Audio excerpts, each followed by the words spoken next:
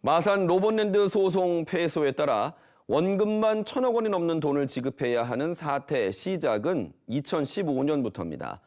당시 새 사업자 영입 협약의 유불리를 두고 경상남도와 창원시가 첨예한 갈등을 빚었는데요. 그때의 우려가 지금의 현실로 다가왔습니다. 2015년 당시 누가 어떤 결정을 했고 여기까지 왔는지 손원혁 기자가 정리했습니다. 경남 마산 로봇랜드 해지 지급 원금은 부가세 포함 1,100억 원입니다. 민간 사업자 잘못일 때도 81.5%를 주도록 금액을 확정했습니다.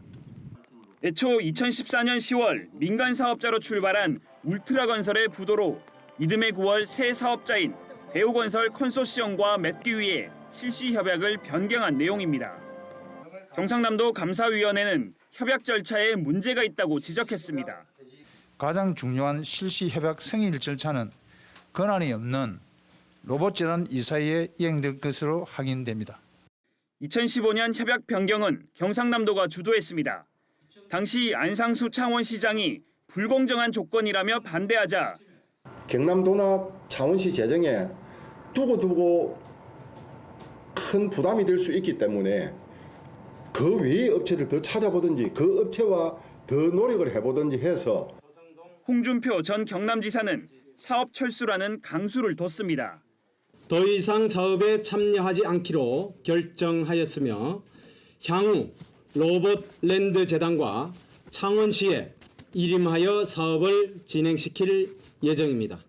이후 경상남도는 압박 수위를 높였습니다. 담당 공무원에 대한 어떤 책임 조치라든지 또는 창원시에서 사과를 한다든지 어떤 조치를 해주셔야. 안상수 창원시장의 유감 표명과 담당자 문책으로 갈등이 일단락되면서 협약이 체결된 것은 2015년 9월입니다. 창원시의 문제 제기에도 경상남도가 으름장을 놓으며 밀어붙인 협약이 7년 만에 결국 부메랑으로 돌아온 겁니다. 협약 당시 제기된 우려대로입니다. 다 건설하고 건설 이익만 챙기고 빠져나갔을 때, 아까 직업률 나왔죠. 빠져나갔을 때 그 운영이다. 그 이후의 대책은 어떤 것인지. 여러 우려 속에서도 밀어붙이기식으로 추진된 경남 마산 로봇랜드 사업.